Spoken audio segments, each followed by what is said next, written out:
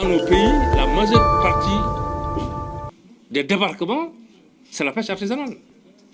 En tout cas en Afrique, la majeure partie, si je ne peux pas parler de l'intégralité des pays, 80% de leur mise à terre, c'est la pêche artisanale.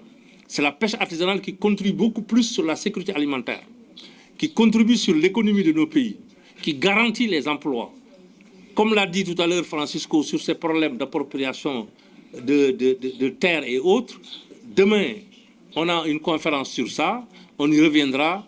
Mais ce qui est encore plus important sur ces directives, l'accent qu'on met sur le principe des droits humains. C'est menacé, on l'a dit dans la déclaration, par la pêche INN, l'implantation des unités de farine de poisson.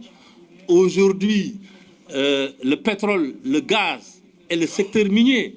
Et quand on parle de pêche artisanale au niveau de la CAOPA, ce n'est pas tout simplement sur la frange maritime. Il y a également la partie continentale. Aujourd'hui, la pollution devient de plus en plus menaçante, surtout les déchets plastiques. Nous accusons la pêche industrielle, c'est vrai. Mais également, il y a la pêche artisanale.